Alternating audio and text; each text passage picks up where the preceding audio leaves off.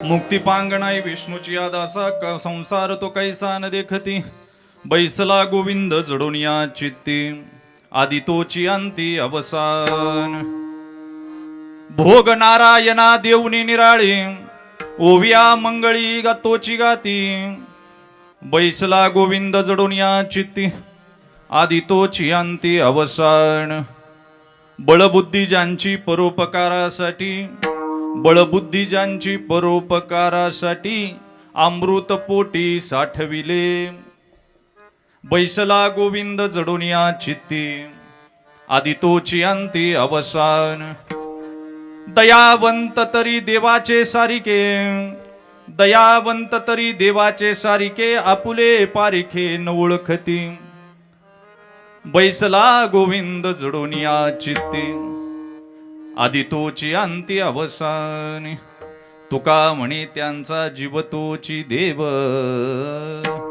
तुका म्हणे त्यांचा जीव तोची देव वैकुंठी ठाव वसती जेतो बैसला गोविंद जडून या चित्ती आदी तोची अंती अवसान ज्यांच्या पुण्य पावन स्मरण पुण्य स्मरण करता आपण जमलेलो आहोत कैलासवासी हरिभक्तीपरायण वैकुंठवासी बबनदादा शिंदे दादांच्या जाण्यानंतर 1 वर्षानं आपण सगळेजण या कुटुंबाशी पुन्हा एकदा स्नेह भावाच्या नाळेनं जोडलो आणि आज पुण्यस्मरणाच्या निमित्तानं कीर्तन सेवा माझ्याकडे आहे. महाराष्ट्रातील दिग्गज गायक वादक व्यासपीठावर आहेत ज्यांच्या थापेन अवघा महाराष्ट्र बेडा भावा. नाद ब्रह्मानं ज्यांना उपकृत केलं असे दोघेही गायकवादक आदरणीय तुकारामजी पांचाळ गुरुजी ज्यांनी मृदंग घराघरात पोचवला आणि अवघ्या महाराष्ट्रामध्ये ज्यांनी मृदंगाची सेवा केली ते मृदुंग महर्षी मृदुंग मार्तंड पजई महाराज आमचे तुकारामजी महाराज पांचाळ ज्यांच्या गायनानं स्वरांनाही वेड लावावं सरस्वतीला उत्कंठ व्हावी की ज्यांचं गायन ऐकावं. माझे परम मित्र महाराष्ट्रातील उत्तम गायक अनेक चॅनल अनेक वैविध्यतेनं नटलेल्या कार्यक्रमांसाठी ज्यांचा आवाज महाराष्ट्र घेतो शिंदे बापू असतील आमचे काटकर महाराज असतील कारकर महाराज चाळक महाराज आदरणीय महाराज सर्व महाराज मंडळी व्यासपीठावर आमचे तांबे बापू खाली बसलेले गिरिजानंदजी महाराज आमदार साहेब सगळी मान्यवर मंडळी तुमच्यामध्ये आता नावं घेण्यात मी फारसा वेळ घालवत नाही. अतिशय गरीब घराण्यामध्ये जन्माला आलेलं हे व्यक्तिमत्व मातीशी गंध ठेवला हिमालयाची उंची केली आयुष्य पुलकित केलं आणि खऱ्या अर्थाप्रमाणे वटवृक्षाप्रमाणे 47 माणसाचं कुटुंब ज्या दादांनी पोहोचलं त्यांच्या वर्ष श्राद्धाच्या निमित्तानं आपण आहे. दादा गेल्याच्या नंतर सुद्धा त्या एकत्र कुटुंबाची नाळ ज्यांनी ठेवली मग खऱ्या अर्थानं आमचे साहेबराव दादा गेल्याच्या नंतर साहेबराव दादांनी भजन गायलं दिंड्या चालू केल्या. साहेबराव दादा गेल्याच्या नंतर सुद्धा बबनराव दादांनी या कुटुंबाला जाणून दिलं नाही की आपल्यातला एक भाऊ गेला आणि आमच्या दादांनी या कुटुंबावरच नाही तर अवघ्या महाराष्ट्रावर प्रेम केलं. लोहगाव मध्ये सायकलचा व्यवसाय करणारे दादा हळूहळू माझं कुटुंब मोठं आहे मला सगळ्यांना पोचलं पाहिजे म्हणून आमच्या साहेबराव दादांनी डबर व्यवसाय चालू केला त्याच्यात उतरले हळूहळू व्यवसायाची वृद्धी झाली. सगळ्यांच्या सुखदुःखामध्ये दादा जात येत राहिले. परंतु आज कल्याण आबा असतील बापू असतील मनोहर बापू तानाजी अण्णा असतील विलासराव तात्या असतील ही सगळी भावंडं 2 बहिणी कैलासवासी सुभद्राबाई आणि द्वारकाबाई कासुर्डी आणि मरकळ या गावामध्ये दोन्ही बहिणींना दिलं. दादांचे चिरंजीव असतील भाचे हिम्मत काका वाल्मिकराव उमेशराव भाची वैशालीताई गीतांजलीताई शंकर आणि समाधान ही दादांची जरी मुलं असली तरी कुटुंबातील 12 मुलं ही माझी आहे. या न्यायानं दादांनी आयुष्य चालवलं आणि मग आल्याच्या नंतर मलाही वाटलं कोणता अभंग साजेस आहे कोणता अभंग साजेस आहे. स्वतःच्या कुटुंबावर कुणी प्रेम करतं तुकोबराय म्हणले सामान्य शुणी नाम कुत्री पिलं व्हायच्या अगोदर गरीब गायीसारखे असते पण एकदा पिलं झाली की वाघिणीसारखी चवताळते. स्वतःच्या कुटुंबावर, स्वतःच्या पोरांवर प्रेम करायचं कुणाला सांगावं लागत नाही. पण भाऊ माझे आणि भावांची मुलंही माझीच आहे, या भावनेनं कधी मला कधीच कळालं नाही. शंकरराव आणि आमचे समाधानच दादांची मुलं आहे. मला शेवटपर्यंत कळालं नाही दादा होते तोपर्यंत नक्की दादांची पोरं कोण आहेत. आणि म्हणून खऱ्या अर्थानं दादांनी जो आयुष्य वेचलं ते वैष्णव जीवनाच्या संहितेत येतं, संतांच्या संहितेत येतं. माणसं निघून जातात, तो प्रपंच हे सगळं सगळं सगळं संपवावं लागणार आहे. मी बोलताना अनेक वेळा सांगितलं, तुमचं घर पाठीमागून येणाऱ्यांची ठेव आहे, तुमची मुलगी जावयाची ठेव आहे, तुमचा मुलगा सुनेची ठेव आहे, तुमचा देह स्मशानाची ठेव आहे, तुमचा आत्मा परमात्म्याची ठेव आहे. त्या आत्म्याशी प्रामाणिक राहून आपल्या भावांचा आणि आपला प्रपंच दादांनी केला. म्हणून तुकोबरायांचा 5 चरणाचा फारसा ऐकिवात नसलेला परंतु वैष्णवांचं वर्णन करणारा अभंग आहे. एका चरणामध्ये सिद्धांत सांगितला आणि त्याला पुष्टी देण्यासाठी बाकी चरण तुकोबरायांनी वापरली. तो आजचा अभंग आहे. विठ्ठला विठ्ठला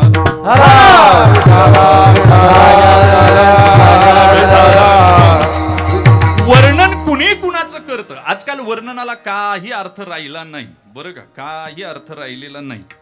स्वतःचं जीवन हे स्वतः मोजमाप लावून पाहावं लागतं, बरं का. दुसऱ्याची फुटपट्टी वापरून आपल्याला आपलं आयुष्य तोलता येत नाही.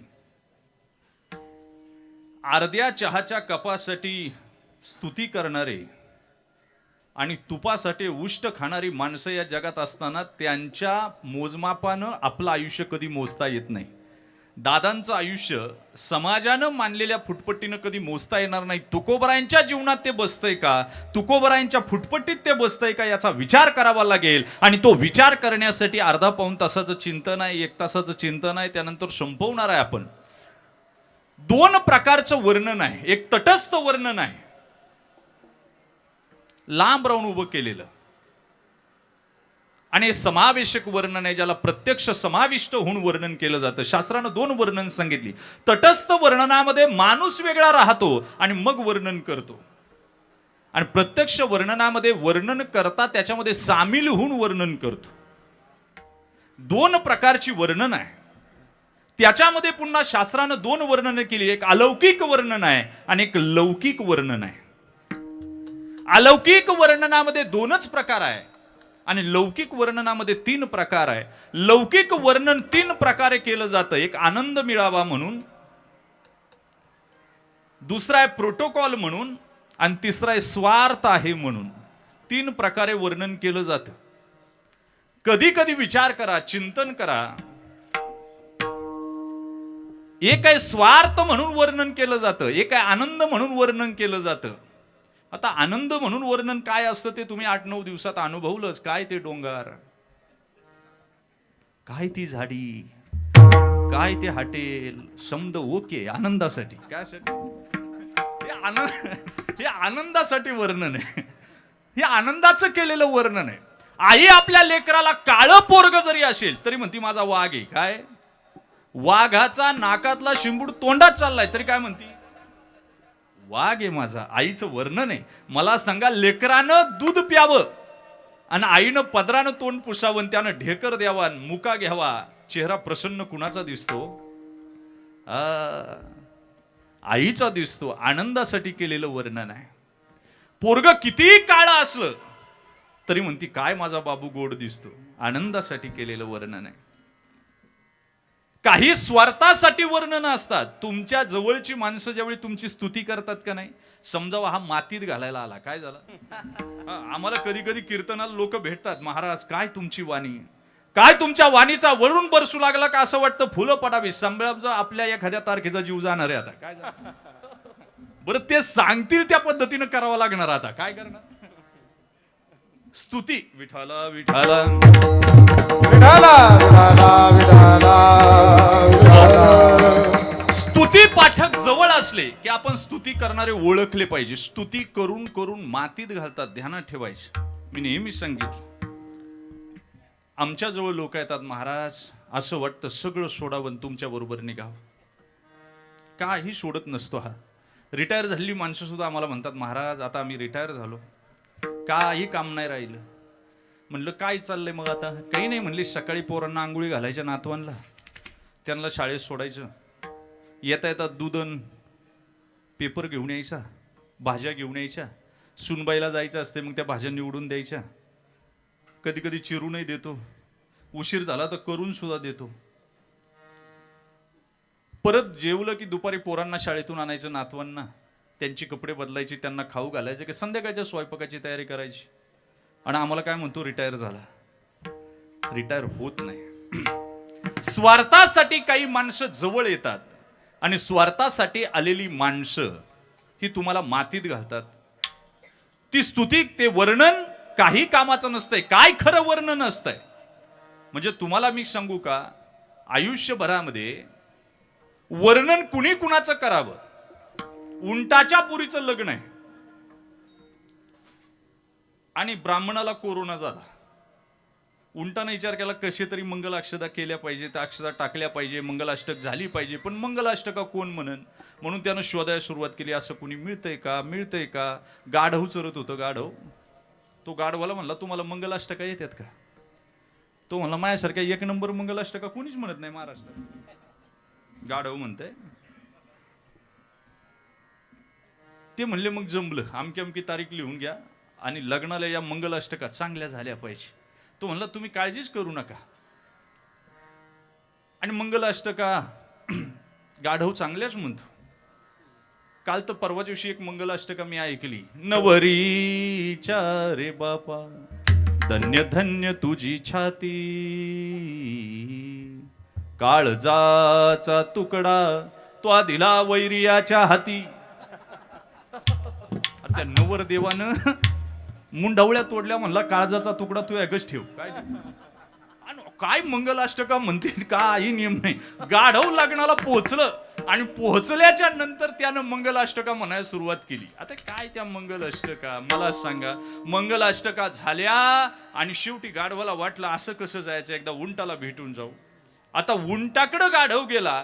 आता येऊ का, आता बऱ्याच वेळा येऊ का म्हणल्यानंतर उंट म्हणला या, पण गाढव परत आला. ते म्हणला येऊ का. ज्यावेळी लग्नात एखादी बाई वरमाईला सारखी विचारित असेल येऊ का, आणि परत मागे येत असेल, परत विचारित असेल येऊ का, समजायचं हिला लुगडं द्यायचं राहिलं. काय राहिलं, तिचं गुतलीला असतंय काहीतरी. काय वरमाईच्या लक्षात, वरमाई बुद्धिवान पाहिजे त्यासाठी.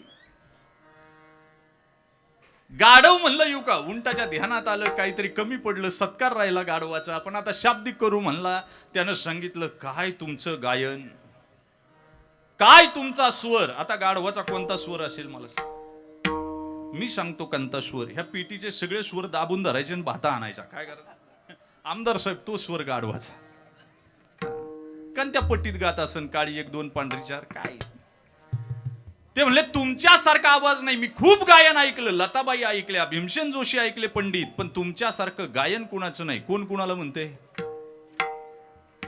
उंट गाढवाला म्हणतोय. आणि मग गाढवाला वाटलं थोडं उतराई झालं पाहिजे, त्यानं वर्णन करायला सुरुवात केली. तो उंटाला म्हणतो, मी आतापर्यंत फार मॉडेल पाहिले महाराष्ट्रामध्ये, बॉलिवूडचे पाहिले, हॉलिवूडचे पाहिले, ऐश्वर्या राय पाहिली, अमिताभ पाहिले, पण तुमच्यासारखा एवढा उंच आणि ताट मणक्याचा माणूस मी अजून पाहिला नाही म्हणला. कुणाला म्हणतो, तुमच्यापेक्षा सौंदर्यवान नाही. कोणाला म्हणतोय, उंटाला. आता उंटाचं सौंदर्य काय आणि गाढवाचं गायनातलं सौंदर्य काय मला सांगा. हे वर्णन एकमेकाचं योग्य नाही. स्वार्थासाठी केलेली वर्णन फार काळ टिकत नाही. आणि म्हणून जगत असताना मी सांगून जाईल की आयुष्य जगायचं असेल, ते वर्णन कसे सांगू का, काही अर्थ नाही त्याच्यामध्ये. कितीही सोललं तरी त्या वर्णनातून काही निघणार नाही. आमच्याकडे एकाला 3 मुली आहेत, बरं का, 3 मुली आहेत. 3 मुलं आहेत. पहिला डॉक्टर आहे, दुसरा इंजिनियर आहे, तिसऱ्याचं लग्न करायचे. डॉक्टरची बायको डॉक्टरी नाही, इंजिनियरची बायको इंजिनियर आहे. ती 10 वाजता हॉस्पिटलला जाती, ही 10 वाजता कंपनीत जाते.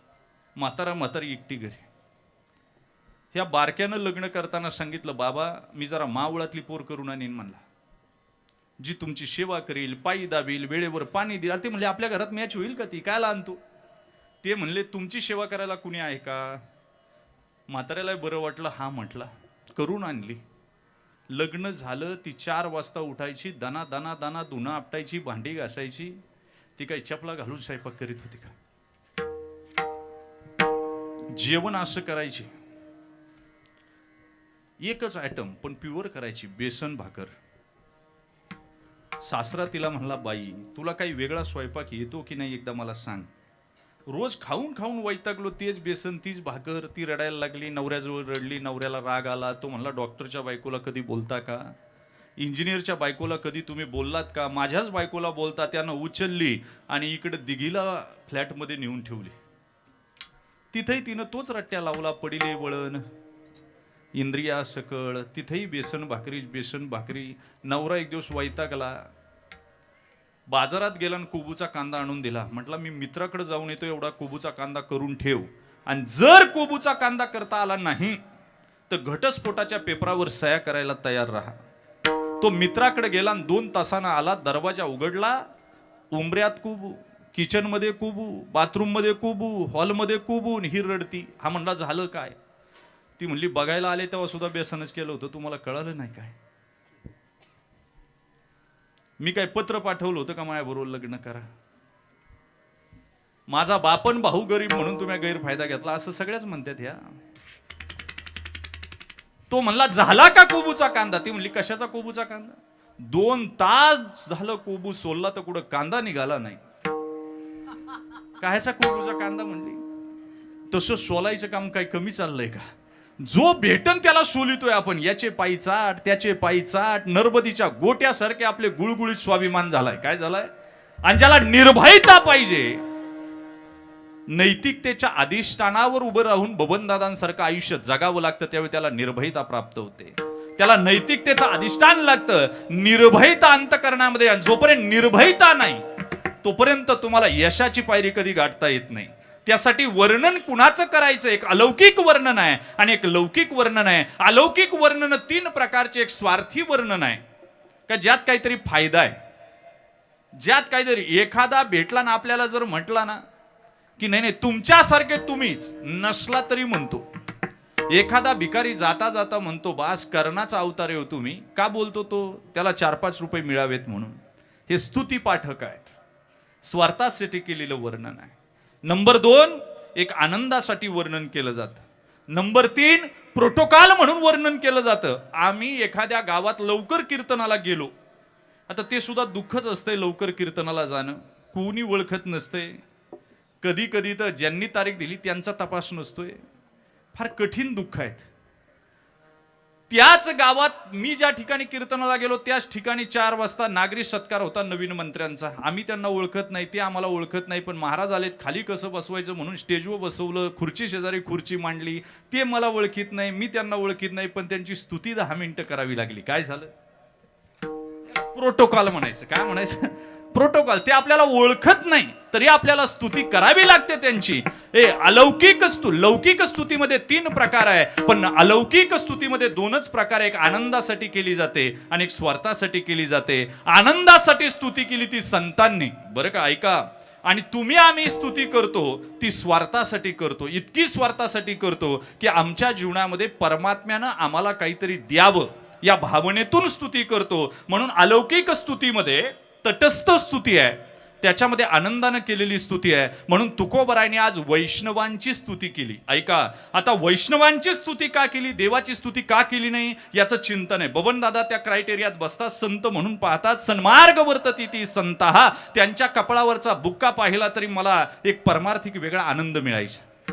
कुठेही भेटले तरी जवळ येणं, हातात हात घेऊन बोलणं, अरे हे कुणाचं अंतकरण आहे? हे वैष्णवाचं अंतकरण आहे. आणि म्हणून वैष्णव मनोजया अवघी देवावरी माया. अरे जे दासदाशीवर प्रेम करायचं तेच पुत्रांवर करायचं, तेच कन्येवर करायचं, ही कुणाची स्थिती आहे? इथं मरताना सुद्धा मला एक सांगा, बारीक चिंतन सांगतो.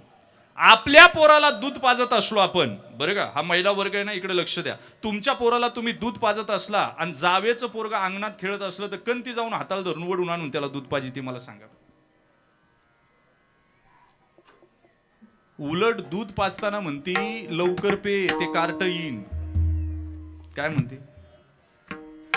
इथं 47 माणसांचं कुटुंब चालवलं. अरे 12 पोरं माझी म्हणून दादांनी आयुष्य जगलं. हे कुणाची लक्षणं आहेत? आणि ही आनंदासाठी जीवन जगणारी लक्षणं आहेत. आणि म्हणून वैष्णवांचं चिंतन करत असताना मी नेहमी सांगितलं, आज अलौकिक स्तुतीमध्ये आनंदासाठी केलेला सिद्धांत म्हणजे अभंगाच्या 1ल्या चरणामध्ये केलेला विचार. मुक्ती पांग नाही विष्णूची या दासा.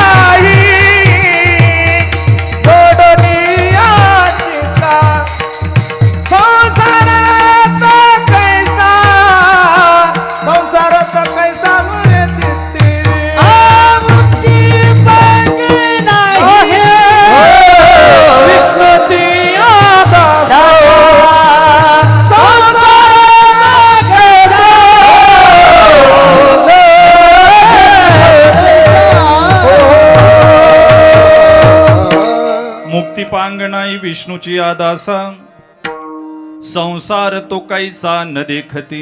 तुकोबरायने अर्ध्या चरणामध्ये सिद्धांत मांडला की जो वैष्णव आहे, बबनदादांसारखी माणसं आहेत, यांना मुक्तीची गरज नाही, मुक्ती मागण्याची गरज नाही, मोक्ष मिळण्याची गरज नाही. अरे बरीच माणसं मोक्षासाठी मुक्तीसाठी आता धावाधाव करतायत. काय करतायत?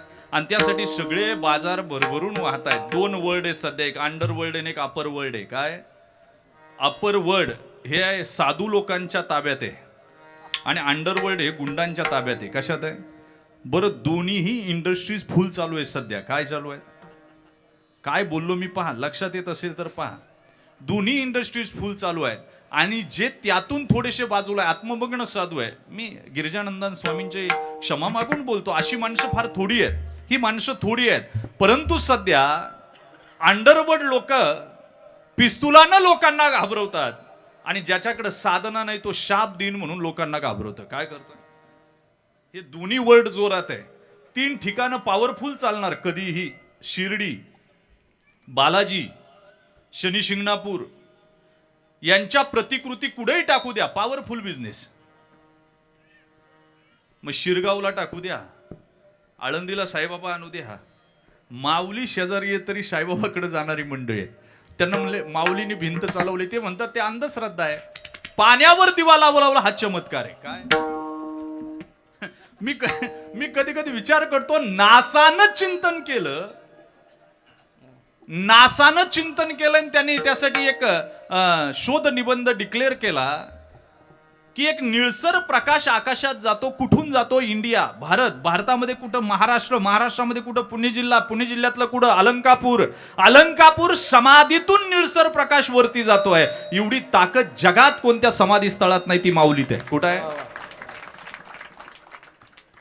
पण आम्हाला माऊली प्रिय नाही. आम्ही कधी कधी विचार केला की आम्ही मोक्ष मिळण्यासाठी इतकी दुकानं शोधतोय. आणि तुम्हाला मी सांगू का, सकाळी उठता तुम्ही बादली प्रत्येक विहिरीत टाकून पाहता, भरल्यासारखी वाटते, वरती ओढता, रिकामी. तुम्ही विहिरीला नाव ठेवता, दुसरी बादली शोधता. पण कधी विचार केला नाही का या बादलीला बुडच बसवलेलं नाही, आपण समाधान रूपी, शांती रूपी. आणि म्हणून ज्ञानोबराने सांगितलं, जे ज्ञानगंगे नाहले जेवणिया तृप्त झाले, शांतीशी फुटले किंवा शांतीशी आले पालव नवे. ती अवस्था जी आहे ती ज्ञानोबराय सांगतात. आणि संसार कसा आहे? आगा विषाचे कांदे वाटोनी, जो रस घेई जे पिळोनी, तया नाम अमृत ठेवणी अमर होणे.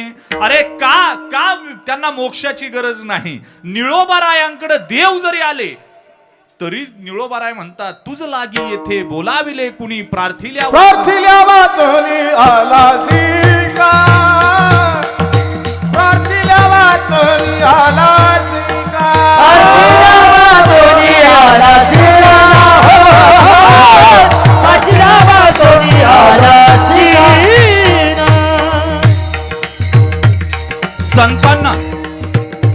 संतांना मोक्षाची का गरज नाही, मुक्तीची का गरज नाही मायबाप?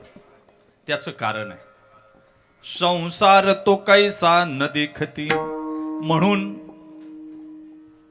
मुक्ती ही संतांना आवश्यक नाही. कारण संसार वमलियांना लाळन घोटी रसना, 2 प्रकारचे संसार आहे. एक ईश्वरकृत संसार आहे आणि एक मनकृत संसार आहे. कसा आहे? जीवकृत संसार आहे, याच्यामध्ये तुम्ही अडकलात. तुमच्या मनानं तुम्ही ठरवता की संसार असा आहे, तुम्ही अडकला. आणि ईश्वरकृत संसार आहे हा ज्ञानानं तोडून आपल्याला परमेश्वरापर्यंत पोहोचायचे. बबनदादांनी तेवढंच केलं. पंढरपूरच्या वाऱ्या केल्या, आळंदीची वारी केली, एकादशी धरली, निष्ठावान वारकरी म्हणून संसारात जगले, संसारात राहिले. पण संसार तो कैसा न देखती. एकत्र कुटुंब, पण संसार कधी शिवला नाही त्यांना. मी इतका मोठा आहे, माझे भाऊ एवढे मोठे आहेत, आमचा एवढा व्यवसाय, असं दादांनी मला कधी सांगितलं नाही. कधी बोलतानाही चकार अहंकार अंतकरणातून जागवला नाही. नाहीतर आता काय कमी आहे का? मी मी मी मी मी मी. अरे काय तू? काही राहत नाही. एक माचीची काडी, 2 दाड्याची पाकिट, एक मन लाकडन, 1 तासानं मुठभर राख, एवढाच मी आहे. कोण आहे? तुम्ही ज्याला मी म्हणता तो अहंकार संपवायचा असेल तर मोठ्या मोठ्यांच्या फजिती व्हायच्या. मोठ्या मोठ्यांचा आढावा इतिहासामध्ये शोधायचा, ग्रंथांमध्ये शोधायचा, मग जीवन कळेल संतांना मुक्तीची आणि मोक्षाची गरज नाही. एकनाथ महाराजांकडे एक जण आला, सगळ्या रिद्धी सिद्धी घेऊन आला. नाथबाबांना म्हणला मला राहायला रूम द्या. नाथबाबा म्हणले देतो. मला स्नानाला पाणी देतो. पूजा करावी लागते मला, दिली वेळ, तुम्हाला काय लागेल ते सगळं देतो. सकाळी नाथबाबा 3 वाजता उठले. हा आंघोळ करून पूजा करायला आला. ज्या रिद्धी सिद्धी होत्या त्या मूर्ती गायब होत्या. त्यावेळी नाथबाबाला त्याने विचारलं ह्या मूर्ती कोणी चोरल्या? ते म्हणले मी कशाला चोरू. त्यावेळी हा दरवाजा उघडून बाहेर आला तर एक रिद्धी सिद्धी सडा टाकते, एक रिद्धी सिद्धी अंगण झाडते. संतांचं जीवन एवढं पावित्र्यमय आहे, पण त्यासाठी ताकद किती मोठी मला सांगा. नाथबाबानं पहिला देह ठेवला. ही जी ज्ञानेश्वरी आहे ना, ही प्राकृतमध्ये आजानकंठाची मुळी लागली त्यावेळी नाथबाबा आले, ज्ञानेश्वरी बाहेर काढली, सगळं झालं आणि ज्ञानेश्वरी शुद्ध केली नाथबाबानं. पण प्राकृत स्वरूपात केली. बाहुबंद मोठे त्रासाचे. बाहुबंद म्हणले ब्राह्मण असून यानं प्राकृत भाषेचा स्वीकार केला, याला वाळीत टाका. आणि नाथबाबा शेवटचे क्षण मोजतायत. नाथबाबांचा मुलगा बाहुबंदांकडे गेला, चला हो माझे बाबा आता मरणार आहे, मरणांती वैरानी. शास्त्र सांगतं एखाद्याच्या लग्नाला जाऊ नये, पण मैतीला गेल्याशिवाय मैतीला निमंत्रणाची गरज असू नये. वैर कुठपर्यंत आहे? जोपर्यंत जिवंत आहे तोपर्यंत वैर धरावं. ज्या दिवशी माणूस मरेल त्या दिवशी वैर संपवावं. मरणांती वैरानी. बाहुबंद आले, नाथबाबांना देह ठेवला. त्या चौघांनी खांदा दिला, एकानं मडकं धरलं आणि 4 जण खांदे देणारे एकमेकात बोलत होते. म्हणले नाकानं कांदे सोलत होता, समाजाच्या विरोधात गेला, पण जाताना आमच्याच खांद्यावर गेला का नाही? काय म्हणले? नाथबाबा बसले ना उठून, माय काय पाहता? त्यांना म्हणले ठेवा, तुम्ही तुमच्या कामाला जा, माझा मी कधी मरण. काय म्हणले? नाथबाबांनी परत देह ठेवला. आणि एक म्हातारी आपल्या लिकीला घेऊन चालली होती माहेरी सोडवायला. पहिली बोळवण होती. तिनं ते पाहिलं, अंत्यविधी चाललाय, म्हणली मुर्द्याला मराय सुद्धा आजचा दिवस भेटला, माई पोरं चालली. नाथबाबा बसले उठून, म्हणले तू बोलून ये माझा, मी कधी जाईन. काय ताकद आहे. नंतर तिसऱ्यांदा स्वतःच्या पायानं चालत गोदावरीच्या पात्रात गेले, जलसमाधी घेतली. दादा ही ताकद आहे. आणि म्हणून रिद्धी सिद्धी अंगण झाडतात. आपल्या जवळ सुद्धा नाही. काय बोललो मी? आपल्या जवळ सुद्धा नाही. आयुष्यभर जगत असताना आम्हाला कळालं पाहिजे की संसार ज्यांनी पाहिला नाही, ईशकृत संसार आहे, त्याची जाण एकदा झाली की बंधनं राहत नाही. तुम्ही बंधनात काय? तुम्हाला वाटतं ही माझी बायको, ही माझी पोरं, हे माझं सगळं, ती तुमची नाहीच. तुम्ही मनानं त्यांना बांधून घेतलंय. काय घेतलंय? मनानं बांधून घेतलंय. तुमची किडनी फेल होऊ द्या, देणारा सुद्धा घरातला क्वचित विरळ आहे. अंजनाबाई सारखी एखादी बाई 91 साली तात्याराव लहानेंना किडनी दिली, अजून म्हणली नाही आईनं मी किडनी दिली. काय दिली? तुम्ही मानलं तर हा संसार बंधन मुक्त आहे, आणि मानलं तर काहीच नाही. तुम्ही मानलं तर सम्राटात. तुमच्यापेक्षा व्हीव्हीआयपी कुणीच नाही. काय बोललो मी? स्वतःपेक्षा इम्पॉर्टन्स कुणाला देत जाऊ नका. सेल्फ इम्प्रुव्हमेंट, सेल्फ लव्ह, स्वतःवर प्रेम करायला शिका. मीच व्हीआयपी आहे. काय तुम्ही दुसऱ्याला व्हीआयपी समजता? मला सांगा, मोदींना जेवण जायच्या अगोदर डॉक्टर चेक करतात, लॅबला चेक होऊन येत असेल, खाऊन पाहणार आचारी त्यांच्या समोर, मग ते जेवणार. काय करणार? त्यांच्याकडे 3-4च कामाला ठेवलेले आहेत. बरं ते सुद्धा कधी फुटतील याची गॅरंटी नाही. पण देवानं येताना आम्हाला एवढे बॉडीगार्ड दिलेत. मला एक सांगा, जेवण कसं झालंय? खारड झालंय, तिखट झालंय, काय करून पाहावं लागतं? चाटून पाहावं लागतं, एक थेंब घेऊन किंवा बोट बुडून. तुम्ही किती वेळ कानात जरी ते जेवण ओतलं, तुम्हाला कळेल काय कसं काय झालंय.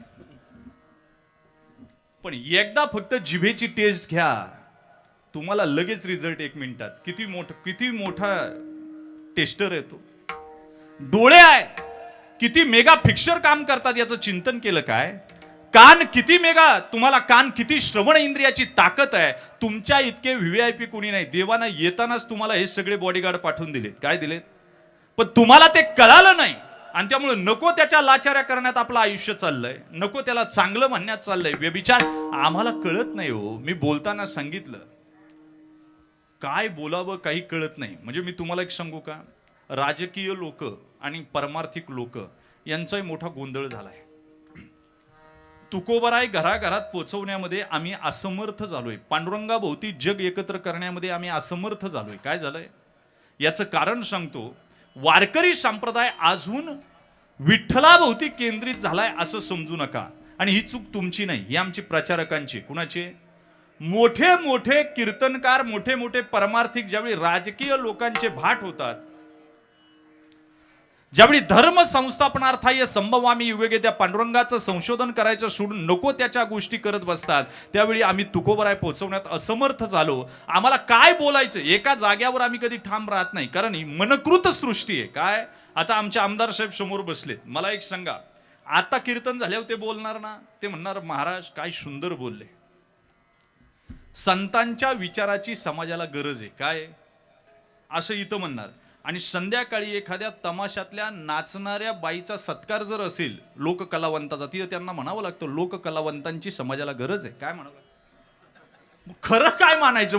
मोठे प्रश्न आहेत. मी कधी कधी विचार करतो, म्हणजे अजून आम्हाला कळत नाही, स्वतःचं अस्तित्व शोधायची गरज आहे. म्हणजे कीर्तनकार, राजकारणी यांनी संध्याकाळी घरी जाऊन बसल्यावर काही दिवसांनी आम्हाला असं कळतं का आम्ही कोण आहे याचाच तपास लागत नाही आम्हाला. आपल्याला कळत नाही आम्ही कोण आहे, कारण आम्हाला ईशकृत संसार कळाला नाही. मनकृत संस्कारानं आम्ही जीव संसार आम्ही पाहतोय. कारण 15व्या अध्यायामध्ये पहिला श्लोक आहे, वृत्व मूलमद शाखा श्वत्तम प्रावरव्यम छंदांसेस प्रणानी यस्त वेद सवेदविद. ज्याला संसार कळाला तोच वेदवेत्ता आहे, त्यालाच वेद कळतात, त्यालाच जग कळालं, त्याला परमात्मा कळाला. आणि संसार दोन प्रकारचे, म्हणून हरीच्या दासाला मुक्तीची गरज नाही, कारण मुक्ती त्याच्या पायावर पाणी भरते, त्याला गरज नाही. भगवंताला आणून द्यावं लागतं. त्याला काय लागतं? तुम्हाला सांगू, आपण सगळे प्रापंचिक आहे. आपण संसारात विवाह जीवन जगत असताना पत्नी बरोबर जे सुख भोगतो तीच ही साधू लोक समाधीत भोगतात. काय करतात? आणि ही समाधीत भोगत असल्यामुळे त्यांना संसाराची गरज नाही. माझा पिंट्यान, माझा बबल्यान, माझी सासून, माझं हे काही घेणं देणं नाही त्यांना. आला तोय माझा आणि गेला तोय माझा, ही अवस्था आहे. कारण याचं काय, विवेकाचे अंगणी वैराग्य करी राबणी, ज्ञानोबरायची भाषा आहे. विवेकाच्या अंगणामध्ये वैराग्य ज्यावेळी राबणी करतं त्यावेळी त्यांना संसाराची गरज राहत नाही. बरं, संसाराचे भोग तुम्ही एकदा भोगता, शरीरानं एकदाच भोगता, पण मनानं नंतर 1000 वेळा चांगल्या प्रकारे तो भोग भोगला जातो. काय जातो?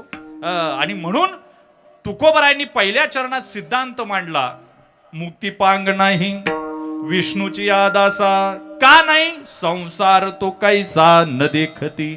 संसार पाहत नाहीत दादा, ते संसाराची त्यांना गरज नाही. बरं बरं बरं बरं, मग संसार जर नाही तर त्यांना का मुक्तीची गरज नाही? अभंगाच्या द्वितीय चरणामध्ये बैसविला गोविंदा धारणीयाची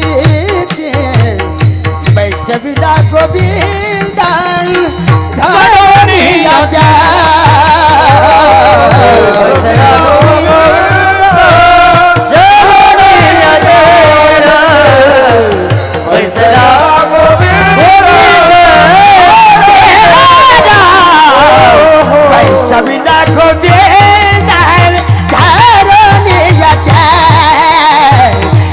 सबिला गोविंद जरनिया चित्त सबिला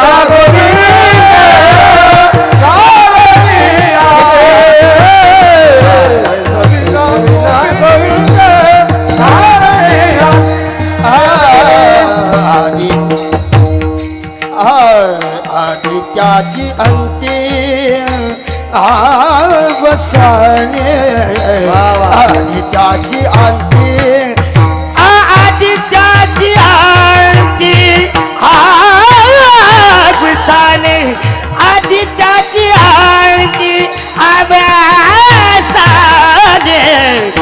सबिला गोविंद धरणीयाचे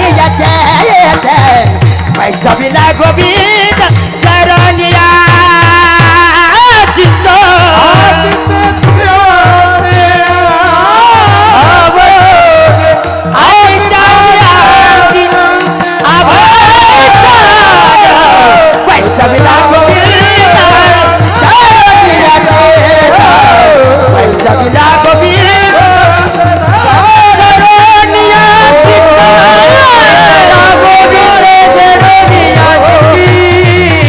आदि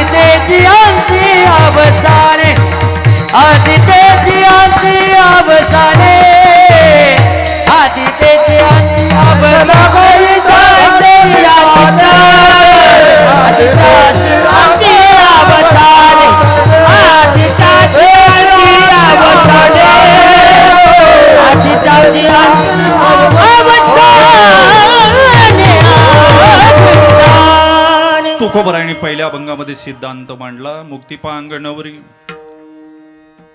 मुक्तिपांगना ही विष्णूची आदासा, संसार तो कैसा न देखती. बरं, संसार का पाहत नाही आणि मुक्तीची का गरज नाही, त्याला पुष्टी दिली दुसऱ्या चरणामध्ये.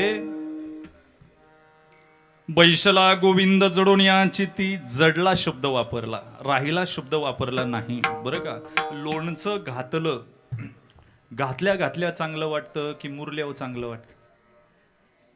मुरणं वेगळं आणि लोणचं घालणं वेगळं. तसं चित्त भगवंताच्या पायावर राहणं वेगळं आणि ठेवणं वेगळं. भगवंत धारण करणं वेगळं आणि जडणं वेगळं.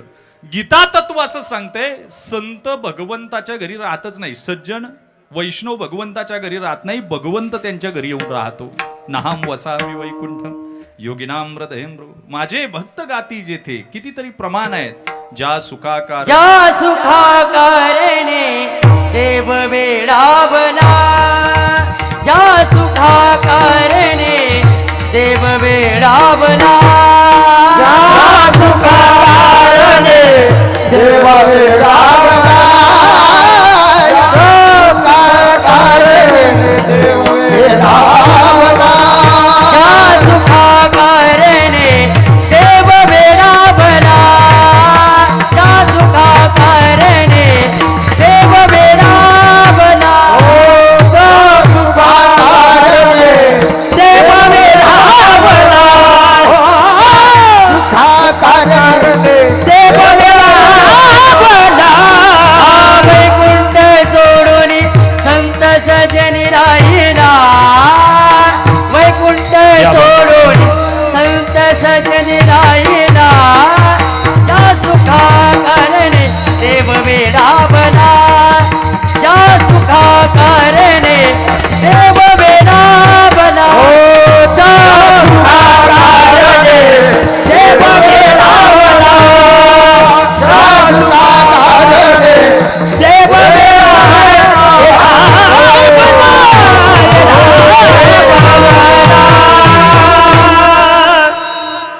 बसा बसा बसा, गडबड करू नका. आता संपवायचंच कीर्तन, वेळही संपत आली माझी. पुढच्या चरणांचं फक्त धावता भावार्थ करतो. कधी कीर्तन सुरू झालं, कधी संपलं नाही. सगळेच चरण सुटतील असं नाही.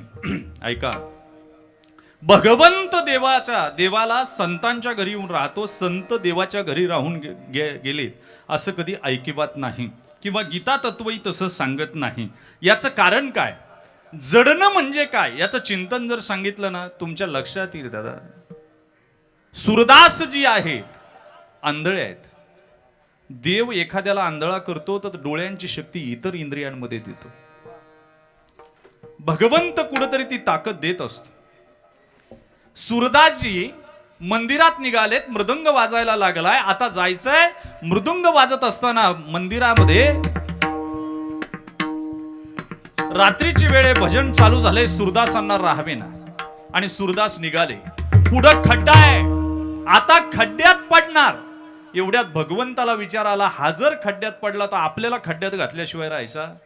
अरे, लोक म्हणतील ना त्याचं भजन करतो, पण तुम्हाला असं का झालं, का खड्ड्यात पडला. म्हणून सूरदासजी खड्ड्यात पडायच्या अगोदर भगवंत बालकाच्या रूपाने येतात आणि सूरदासजीचा हात धरतात.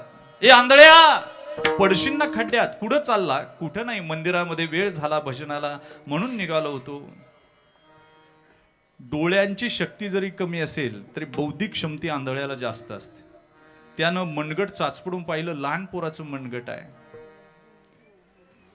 सूरदासजींनी विचारलं, मी एवढ्या रात्रीचं कुठं चाललो हे तू मला विचारतो, पण तू इतका छोटा आहे, तू एवढ्या रात्रीचा या जंगलात काय करतो.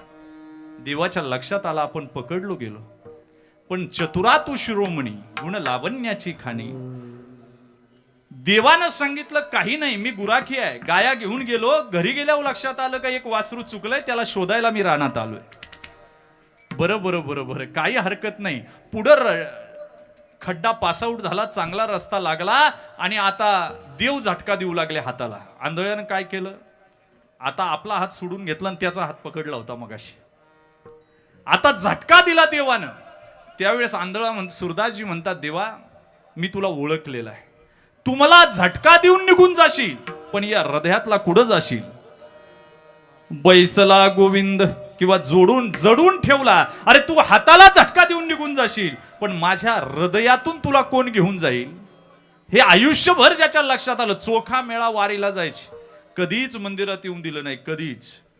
एकदा एकानं विचारलं बडव्यानं, चोखोबा खालच्या जातीतले तुम्ही काय येता, वाळवंटात बसता, तुम्हाला देवाचं दर्शन होत नाही. त्यावेळी चोखोबानं सांगितलं, मला देवळात जाता येत नाही, पण त्याला तर माझ्या जवळ येता येतं की नाही, तो जर इथं आला नाही तर तो पांडुरंग कसला. लक्षात ठेवा. बैसला गोविंद हृदयामध्ये जडून ठेवला ज्या भगवंताला, त्याचं कारण असं आहे, आधी तोची अंती अवसान, सुरुवातीपासून शेवटपर्यंत, मधी मधी नाही. आमच्याकडं देव बदलायची पद्धत आहे, आमच्याकडं धर्म बदलायची पद्धत आहे. आम्हाला सुख नाही मिळालं की आम्ही नावं ठेवायला तयार असतो. आम्हाला एका डॉक्टरकडून गुण नाही आला की दुसऱ्या डॉक्टरला नावं ठेवायचा सवय आहे.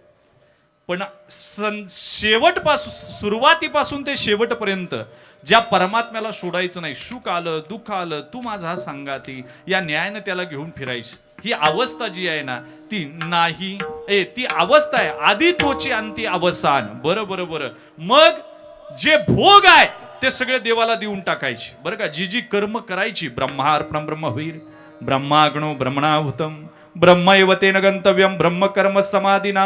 भोग देवाला समर्पित करायचे ना आपण निराळं व्हायचं. काय व्हायचं, आपण भोग भोगताना सुद्धा त्यात अडकतोय. काय करतोय, प्रत्येक भोग भोगताना सुद्धा त्यात मी भोगतोय, पण भोगाचं भोक्तृत्व संपतंय, भोग मात्र जाग्यावर आहे. काय बोललो मी, भोगाचं भोक्तृत्व तुम्हाला वाटतंय मी संपवतोय, ते तुम्हाला संपवतंय. तुम्हाला वाटतंय अन्न मी संपवतोय, पण जादा खाल्लेलं अन्न सुद्धा रोग तयार करून तुम्हाला संपवतंय, हे लक्षात येत नाही. तुम्ही आती जे जे करता, तुम्ही कपडे सुद्धा जो साधी घालील ना त्याचे विचार दिवसभरात साधे राहतात. काय बोललो, ज्याला अत्तर मारायची सवय ना त्याचं जीवन विलासी राहतं. कसं राहतं, त्याला भोग आवडत असतात. जितका माणूस साधा राहील त्याची मनोवृत्ती स्थिर राहील, त्यानं प्रपंचातलं आपलं लक्ष काढून परमात्म्याकडे लावावं.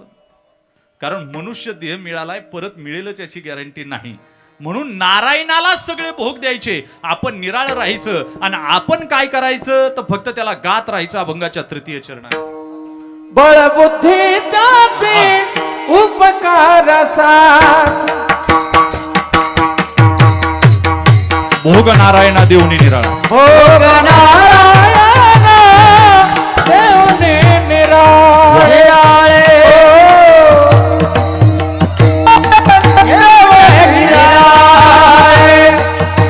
भोग नारायण देऊनी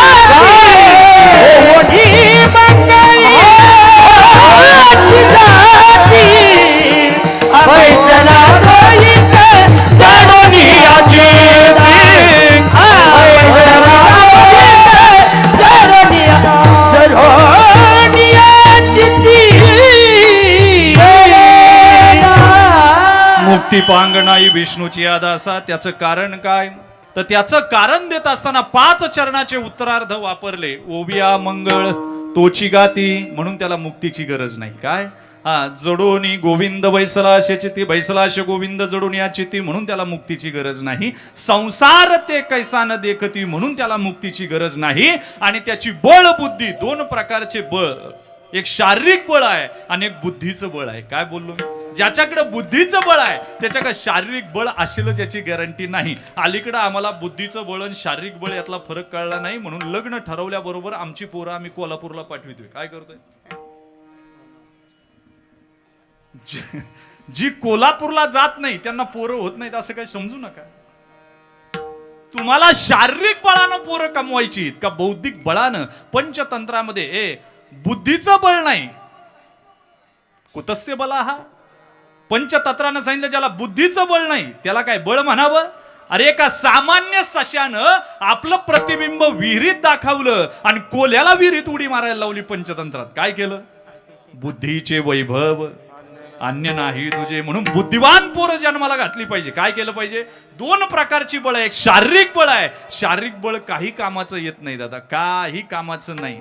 म्हणजे जोग महाराजांनी ज्यावेळेस त्यावेळेचा पैलवान पाडला होता बरं का, कुस्तीत मारायला मिरवणूक चालली होती. जोग महाराजांची एक साधू भेटला. त्या साधूने विचारलं कशाची मिरवणूक आहे? म्हणले मी महाराष्ट्र केसरी असलेला पैलवान कुस्तीत पाडला, चितपट केला. ते म्हणले तू या पैलवानाला चितपट करशील, पण एक पैलवान अजून यायचा आहे त्याला तू चितपट करणं अवघड आहे. काय? त्या प्रश्नाचं उत्तर मिळेना. शोधलं शोधलं शोधलं आणि मग जोग महाराजांना कळालं तो पैलवान म्हणजे काळ आहे. कोण आहे? त्याला चितपट करायचं असेल तर मला माझं बळ आणि माझी बुद्धी दोन्ही परोपकारासाठी वापरली पाहिजे. म्हणून जोग महाराज शिक्षण संस्थेची निर्मिती आहे. काय? आम्ही काहीतरी विचारावं. बळ बुद्धी दोन्हीही परोपकारासाठी. शिंदे दादांनी बळही वापरलं, बुद्धी वापरली ती परोपकारासाठी, स्वार्थासाठी काही वापरलं नाही. याचं कारण काय? पोटामध्ये अमृत होतं आणि म्हणून दादा असं वागू शकले. अभंगाच्या 4थ्या चरणामध्ये बळ बुद्धी त्याची उपकारासाठी, बळ बुद्धी त्याची उपकारासाठी, बळ बुद्धी त्याची उपकारासाठी, बळ बुद्धी त्याची उपकारासाठी, बळ बुद्धी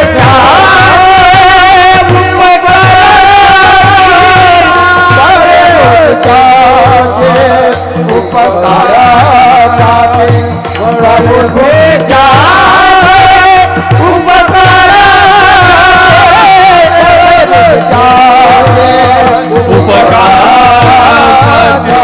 बळ बुद्धीच्याची उपकारासाठी, बळ बुद्धीच्याची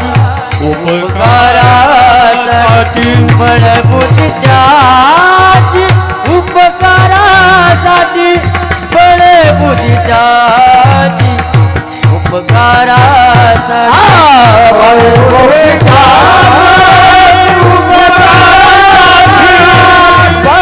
बुद्धीच्याची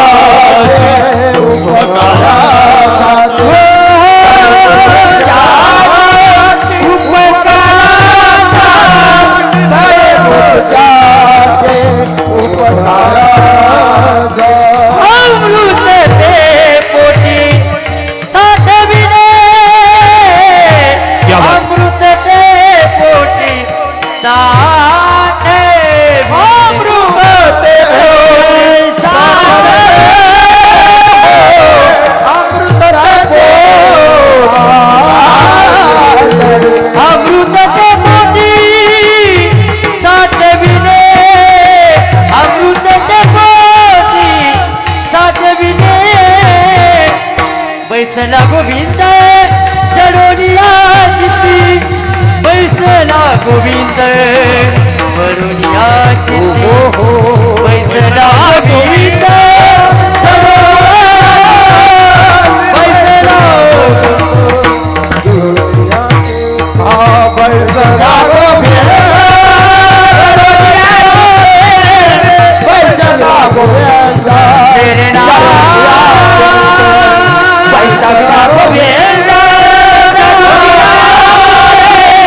बैसला गोविंदा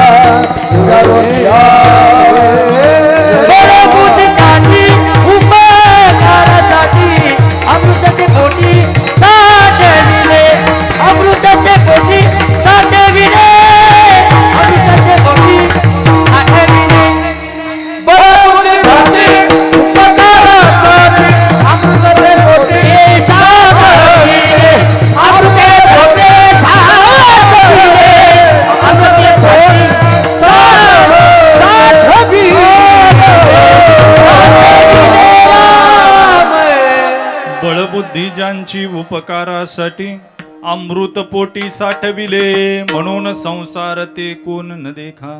ही अवस्था आहे किंवा मुक्ती पांग नाही विष्णूची आदासा कारण अमृत पोटी साठविले. ज्याला अमृत मिळालं तो नश्वर गोष्टीकडे पाहिल का मला सांगा. शिंदे दादांसारखा मनुष्य ज्यांना परमार्थाचं अमृत मिळालं, गिरिजानंद महाराज असतील, अनेक महाराष्ट्रातल्या महाराज लोकांचा घर म्हणजे दादा होते. आम्ही कधी आलो तरी दादांच्या जवळ गेलो, हृदयात राहिलो, वास केला, त्या माणसाला अनुभवलं. अमृताच्या गऱ्यासारखा गोड असलेला मनुष्य, कारण अमृत पोटात साठवलेलं होतं, फणसाच्या गऱ्यासारखा गोड असलेला मनुष्य. म्हणून संसार फार रमले नाही, सुख आलं दुःख आलं तरी स्थित प्रज्ञ राहिले ते दादा समुद्रासारखे. कारण ती अवस्थाच अशी आहे. गीता तत्वानं असं सांगितलं की एक काळ असा येतो समुद्रामध्ये किती पाणी आलं तरी तो रेषा सोडत नाही आणि पाणी पाऊस पडला नाही म्हणून कधी आटत नाही. ती अवस्था आहे. संतुष्टम सततम योगी या भावानं दादा राहिले आणि त्या योगी भावानं राहिल्यामुळं अमृत पोटी साठविले. बळबुद्धी दोन्ही परोपकारासाठी माणसानं बळ आणि बुद्धी दोन्ही परोपकारासाठी वापरावी. आणि परोपकारासाठी वापरत असताना जगातून त्याचं कल्याण असावं. काय असावं?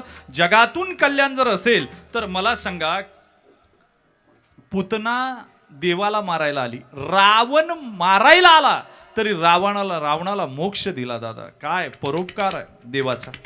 पुतना विष पाजायला आली तरी मोक्ष आहे. तुकोबरायांना मंबाजी बुवानं काठीनं मारलं तरी हातपाय दाबायला गेले. आपल्याकडं नुसतं कीर्तनात बसला पाय लागला तर मारायला दावते. काय करते? पाहिलं आपल्याकडे तरी ते म्हणते तू एक पाहतो. काय अवस्था आहे.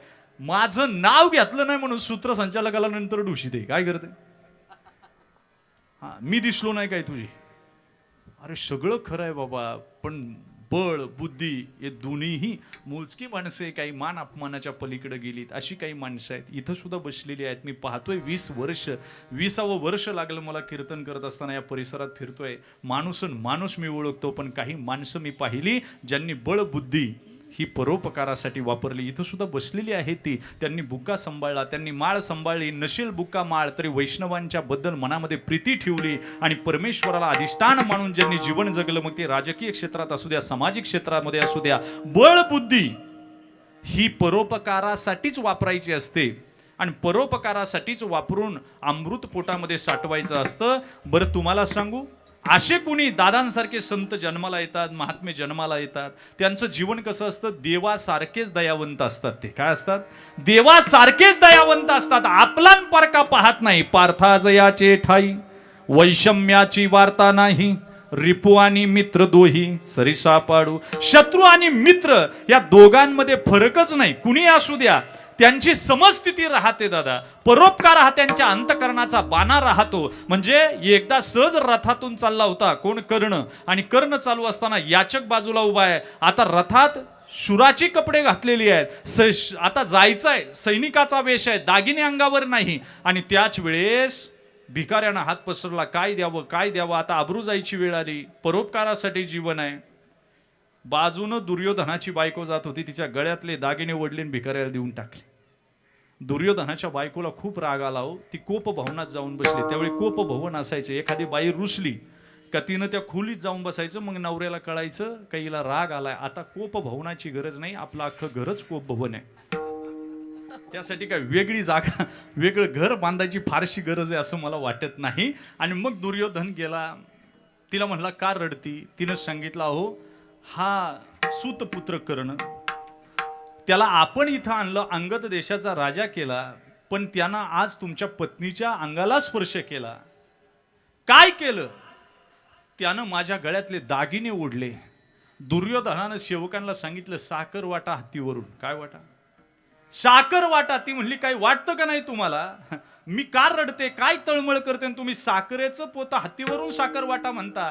तो म्हणला येडे, नशीब समजत्यानं तुला दान नाही देऊन टाकलं. काय कळालं काय मला? काय नशीब, त्यानं फक्त दागिनेच दान दिले. त्यानं तुला दान दिलं असतं तर मी काय पाहिलं असतं. ज्यांची बळ आणि बुद्धी परोपकारासाठी, अशी काही माणसं इतिहासात सुद्धा सापडतात. परंतु दयावंत देवाची परी. दादांसारखं जीवन काय होतं? दयावंत होते देवासारखे.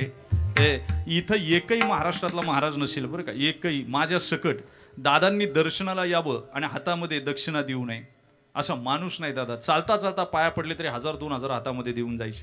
कोण येते दयावंत तरी देवाची परी. दादांनी कधीच मागं पुढं पाहिलं नाही. जवळपास कोणतेही महाराज येऊ द्या आणि दादांच्या ओळखीच्या असू द्या, घरी जेवायला आणणार. बरं, घरी जेवायला आल्यानंतर मी तर नेहमी म्हणायचा, दादा आपल्या घरात एक कीर्तन होईल. काय होईल? आपल्याला बाहेरच्या लोकांची गरज नाही. मी दादांना नेहमी म्हणायचा, दादा जेव्हा कधी कीर्तन करायचं ना आपल्या घरातले सगळे बसवले ना तरी कीर्तन होईल. आबालांना मी म्हणायचं, माझ्या डोळ्यात पाणी आलं. दादांच्या माझ्या खूप आठवणी आहेत. आणि हा नातेसंबंध ईश्वर, शेवटी जायचंय, ज्याचं स्टेशन आलं त्याला उतरून जावं लागणार. परंतु दादांसारखा मी हा अभंग माझ्या आयुष्यात पहिल्यांदा कीर्तनाला घेतला आणि तो येताना मी आता पाहिला. अभंग सहज गाथा चालत होतो, कोणता अभंग घ्यावा, कारण सहज मनात आलं की दादांचं जीवन याला समरस्य. दयावंत तरी देवाची परी, आपले पारखे नोळखती, बैसला गोविंद जडून या चित्ती, आदितेची अंती अवसान. ज्यांच्या चित्तात गोविंद बसला, आपलेन परके भाव राहिला नाही, ते दादा 1 वर्षापूर्वी सोडून गेले. एकदा भजन करा, शेवटचा धावता भावार्थ सांगून बाप या विषयावर 5 मिनिटं बोलतो आणि शेवेला विराम देणार. विठोबा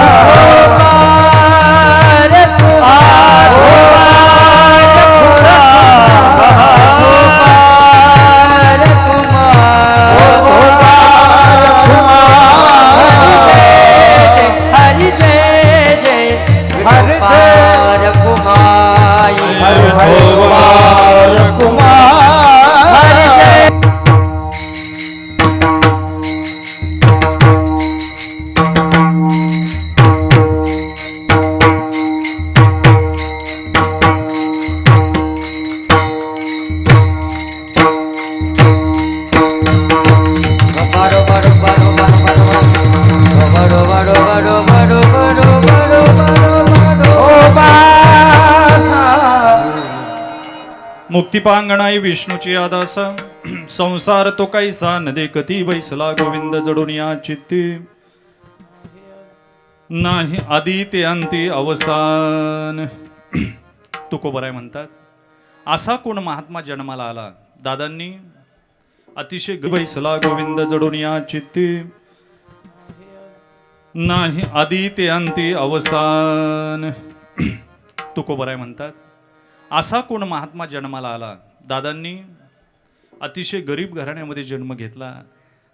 सायकल दुकानामध्ये काम केलं रोजावर. त्याच्यानंतर सायकल व्यवसाय चालू केला. त्यामध्ये काही सज्जन लोकांची साथ लाभली. नंतर भाऊ गेले तरी ते दुःख घराला समजून दिलं नाही. मोठा व्यवसाय केला, भावांना लेकराप्रमाणे सांभाळलं. मग आमच्या अण्णा, आप्पा, तात्या, बापू, ही सगळी मंडळी जी आहेत, या सगळ्यांना एक वेगळं प्रेम दिलं, विलक्षण संस्कार दिले. म्हणून आज व्यवसायात असताना सुद्धा अतिशय नम्र आणि भगवंत स्वरूपामध्ये विलीन असलेली ही सगळी मंडळी मला पाहायला मिळतात. दादांसारखा एखादा मनुष्य जन्माला आला तर त्याला वैकुंठाला जायची गरज नाही. तो जिथं बसेल तिथं वैकुंठ तयार करील. काय करील? तुका म्हणे घरा आणले वैकुंठ, वसविली पेठ वैष्णवांची. घराला वैकुंठ आणतात. आज बघा ना, हा सोहळा जर पाहिला, मला वाटतच नाही मी बंगल्यावर कीर्तन करतोय. मला असं वाटतंय आळंदी पंढरपूर क्षेत्रात कीर्तन चाललंय. मायबाप, एवढा स्थितप्रज्ञ समाज, हे जमलेला समाज तो जमा केला दादांनी. तो कशाच्या जोरावर केला? त्यांना वैकुंठात जायची गरज नाही. ते जिथं बसतील तिथं वैकुंठ येतं. आता वैकुंठ म्हणजे काय, एका लोकाचं वर्णन नाही. जसं पृथ्वी लोक आहे, स्वर्ग लोक आहे. वैकुंठ हा शब्द देवासाठी वापरलाय. काय केलाय? 18व्या अध्यायामध्ये ओवी आलेली आहे अर्जुनाच्या संदर्भानं. अर्जुन आणि भगवंत, जसं भिंतीचं प्रतिबिंब पलीकडचं दिसत नाही पण भिंतीवर असलेलं चित्र आपल्याला दिसतं, तसा हा वैकुंठ अर्जुनाबरोबर आहे असं ज्ञानोबरायांनी ओवीत सांगितलं. वैकुंठ म्हणजे श्रीकृष्ण. कोण? जिथं हे दादांसारखी मंडळी बसतील, जिथं घरात जातील, ज्या माणसाला आपलं करतील, अरे ते कृष्णालाच बरोबर घेऊन फिरत असतात अभंगाच्या शेवटच्या चरणामध्ये. तुका मानताचा जीव तोची देव तुका म्हणत्याचा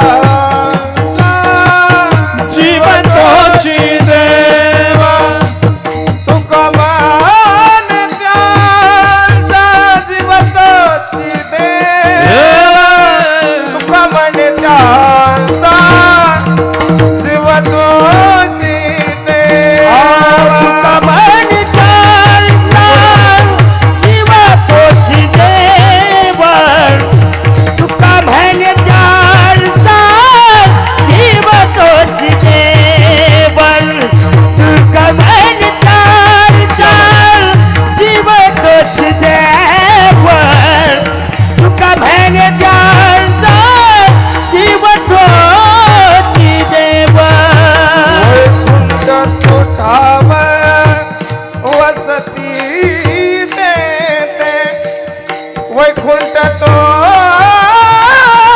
ठाव वसती देते वसती देते बैसला गोविंद जोडोनी आतिथी बैसला गोविंद जोडोनी आतिथी बैसला गोविंद जोडोनी आतिथी बैसला गोविंद जोडोनी वैकुंठाची धाम वसतीनी वैकुंठाची धाम वैसती बैसला गोविंद जोडोनियाची बैसला गोविंद जयनियाची बैसला गोविंद जोडोनियाची बैसला गोविंद जोडोनियाची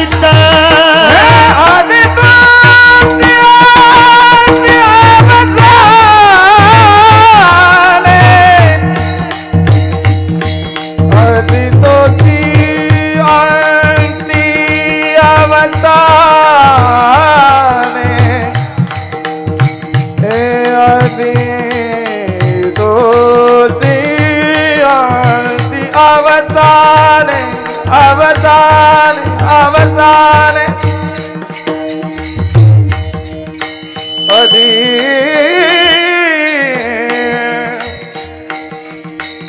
अधी अधी तो आदि अवसान अवसान अवसान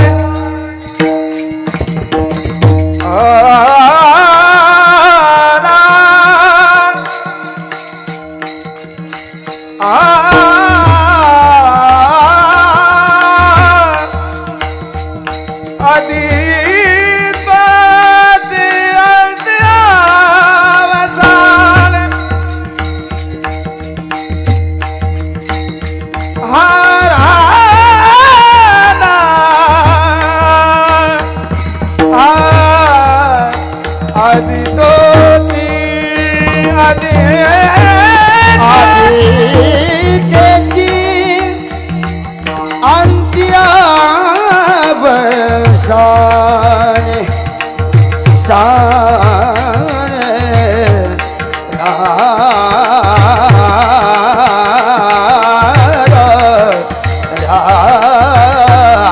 रा रा रा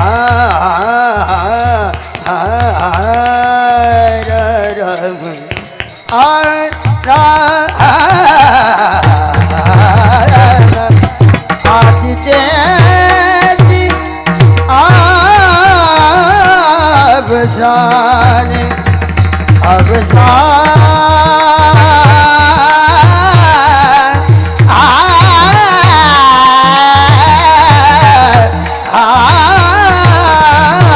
अवसाने अवसाने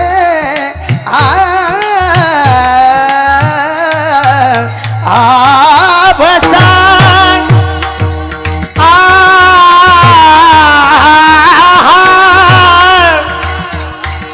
आभसान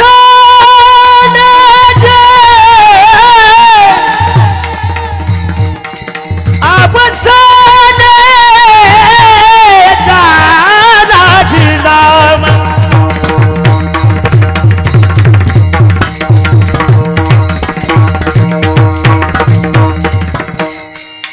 अवसाने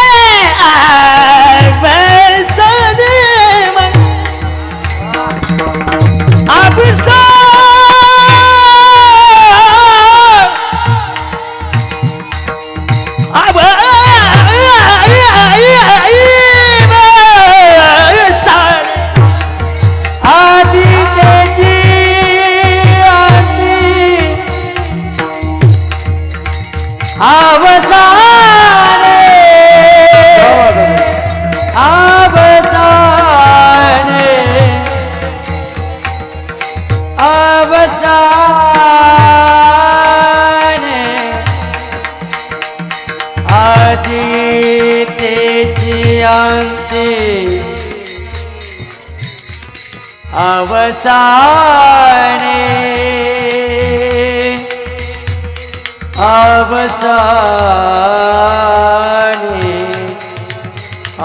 अवसाने क्या बात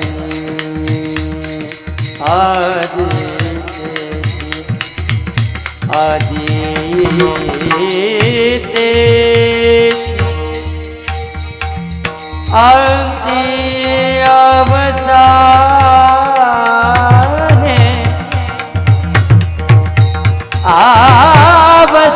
अंति अवसाने अवसाने अवसाने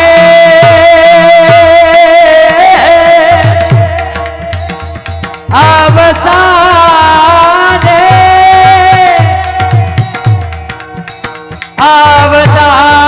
अवसाने आदितेची अंति अवसाने आदितेची अंति अवसाने आदितेची अंति अवसाने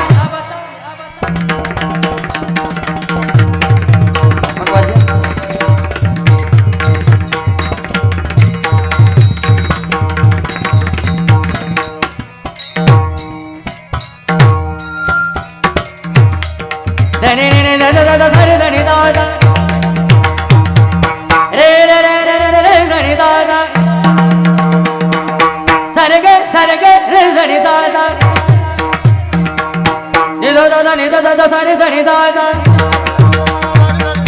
धनी रे ब म रे सा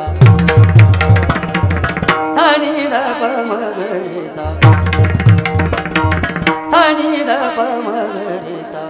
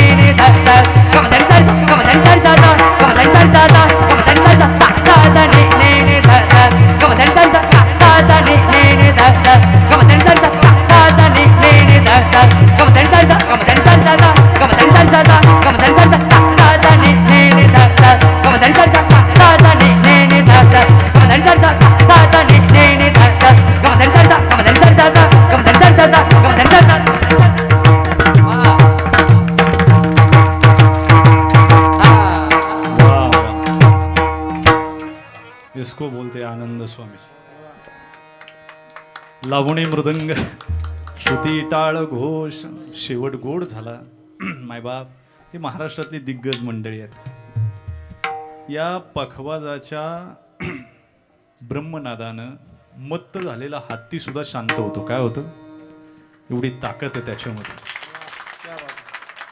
आपणही तसे संसारात मतच आहे. आपल्याला शांत व्हायला दुसरं कुठं ठिकाण आहे? एवढंच आहे. त्यामुळे अर्धा एक तास तेवढीच मनाला शांती. बसल्यापैकी असं कोण आहे बा माझ्या बँकेत किती पैसे मला आठवले. 1-1.5 तास माझं नाव काय आहे, माझ्या नावावर किती सातबार आहे आठवलं काय कोण? अरे हीच समाधी अवस्था आहे आणि यालाच कीर्तन म्हणायचं, बाकी काय हीच अवस्था. तुका म्हणे त्यांचा जीवतोची देव, जीवामध्येच परमात्मा दादांनी शोधला, देव शोधला आणि जिथं गेले तिथं वैकुंठ निर्माण करण्याचा प्रयत्न केला. वैकुंठी ठाव वस्ती जेतो बैसला गोविंद जडून या चित्ती अंती तेथ अवसानी तो. ती अवस्था जी आहे आधी त्याची अंत अवसानी तो, ती अवस्था जी आहे ती दादांची होती. म्हणून ज्ञानोबा तुकोबराच्या चरणी नितांत श्रद्धा नितांत भाव दादांनी आयुष्यभर ठेवला. जगाच्या प्रांगणामध्ये प्रवास केला आणि म्हणून त्या ज्ञानोबा तुकोबराचे एकदा भजन करा आणि शिवेला विराम द्यायच्या अगोदर बाप या शब्दावर 2 मिनिटं बोले. अनेक मान्यवर या कार्यक्रमासाठी उपस्थित आहे, त्यांनाही पुन्हा बोलायचं आहे, त्यांच्याही भावना या ठिकाणी व्यक्त होणार असतील, त्यामुळे मी व्यासपीठ लवकर रिकामं करणार आहे. आपल्या भावाची मुलं सुद्धा 2 दिवस सुट्टीला आली तर आपल्याला सहन होत नाही.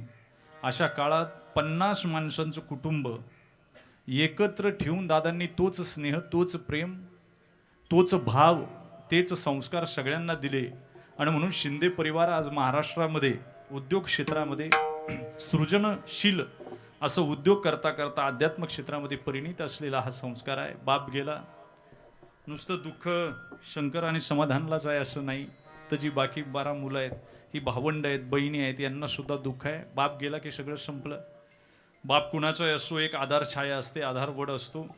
लेक ज्या गावात दिली ना त्या घरात कधी जात नाही, पण त्या गावातून म्हातारं 4-5 वेळा जाते महिन्यातून आणि लोकांना विचारते माझ्या बाईचं कसं काय चाललंय. तो बाप असतो. शिवरायांना मार्गदर्शन करणारा, शंभूराजांना मार्गदर्शन करणारा बाप होता. शिवरायांनी शंभूराजांना सांगावं, शंभूराजा मोती जर काढायचे असेल तर डुंबावं लागतं, ते श्वास कोंडून श्वास दाबून धरून नदीत बुडावं लागतं, त्यावेळी मोती निघतात. तुम्हाला यज्ञ करायचा असेल तर ज्वाळा सहन कराव्या लागतात. तुम्हाला रणांगण गाजवायचं असेल तर घाव सहन करावे लागतात. त्यावेळी शंभूराजा घडले. बापापेक्षा जास्त लढाया केल्या, एकही लढाई न हरलेला व्यक्ती, एका पायावर घोडा वळवणारा. महाराष्ट्रामध्ये एक नरसिंह छावा झाला, त्याचं नाव शंभूराजे. वाघाच्या जवड्यात घालून हात मोजिती दात ही जाता मुची, पहा चाळूनी पाणी पाणी इतिहासाची. अलीकडच्या काळामध्ये सगळं संपलेलं असताना बंधुप्रेम, पितृप्रेम या घराण्यानं समाजाला दाखवावं, बाप काय असतो याचं चिंतन सांगत असताना अनेक बाप मी अभ्यासले. आता सांगायला वेळ घालत नाही, माझे बरेच तुम्ही बाप बऱ्याच वेळा ऐकलेत, पण जाता जाता फक्त सांगून जातो. विवेकानंद आरशापुढे उभे राहतात आणि बापाला विचारतात, बाबा तुम्ही मला काय दिलं? त्यावेळी विवेकानंदांचे वडील म्हणतात, नरेंद्रा तुझ्या तेजाकडे पहा, जे तेज आहे ना ते माझं आहे.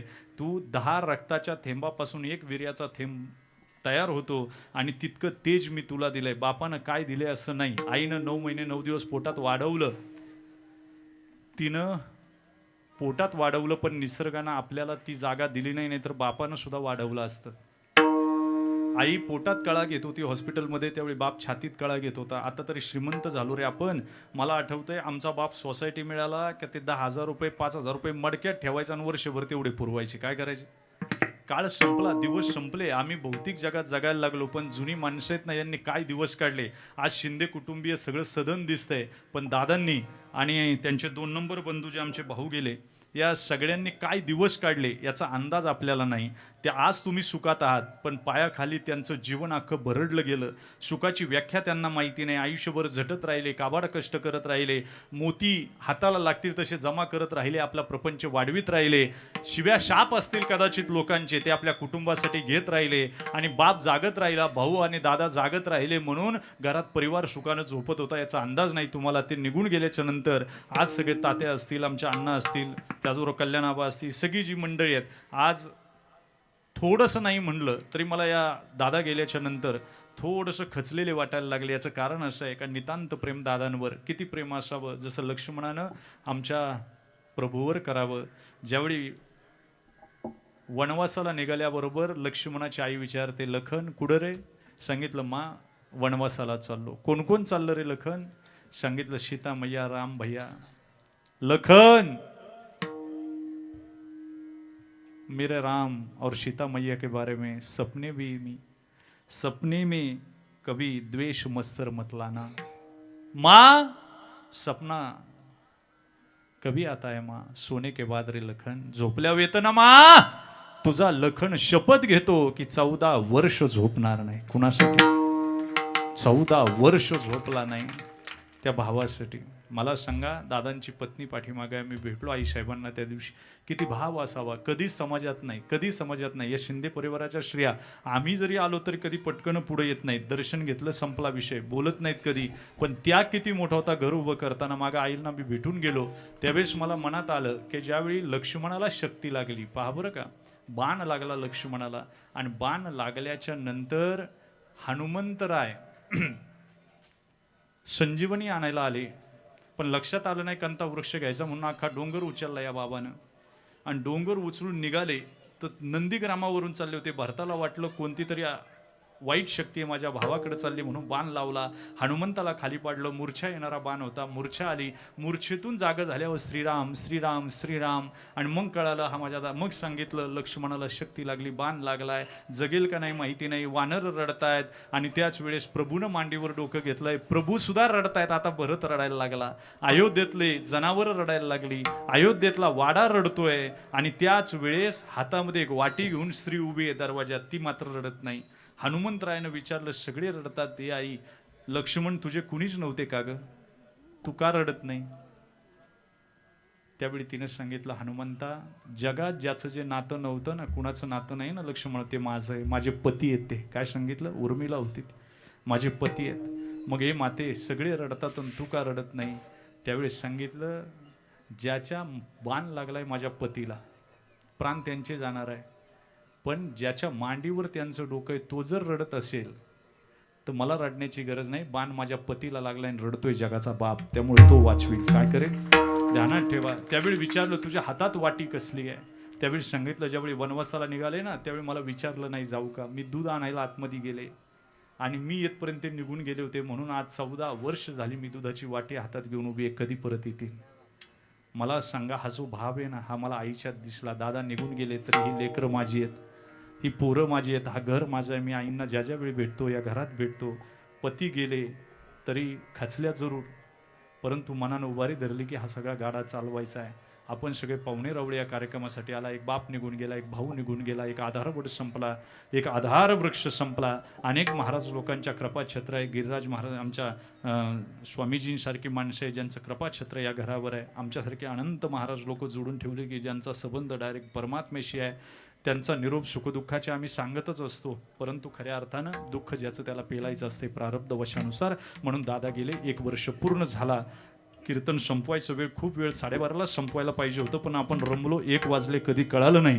ज्यांनी मृदंग वाजवला, मृदुंग मार्तंड, महाराष्ट्रामध्ये ज्यांच्या मृदुंगाच्या ख्यात्या आहेत, आदरणीय गुरुजी तुकारामजी महाराज पांचाळ, पुन्हा एकदा माऊली महाराज पजई, आमचे शिंदे बापू असतील, कारकर महाराज असतील, त्याचबरोबर आदरणीय महाराज, त्याच्याबरोबर चाळक महाराज, सगळी महाराज मंडळी सगळ्यांना धन्यवाद देतो. या कार्यक्रमाच्या निमित्तानं अनेक मान्यवर उपस्थित आहेत. पंकज बापू आहे, नाना आहे, भरत शेठ आहे, त्याचबरोबर आदरणीय दादा आहे, आमदार बापूसाहेबजी पठारे साहेब आहेत.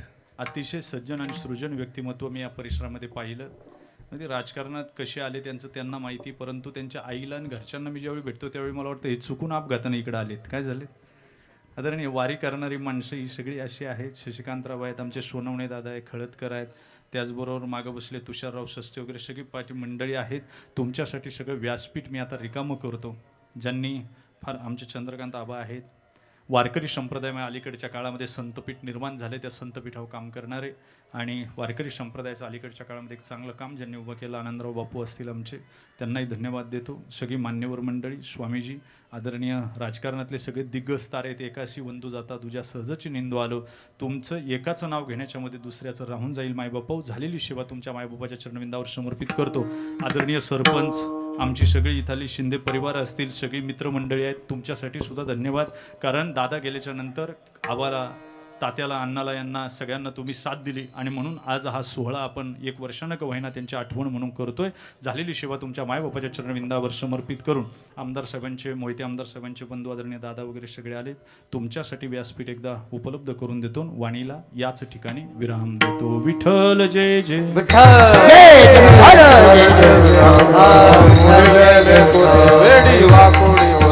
करा क्षमा अपराध ज्ञानेश्वरा पाया पैठरा करा क्षमा अपराध महाराज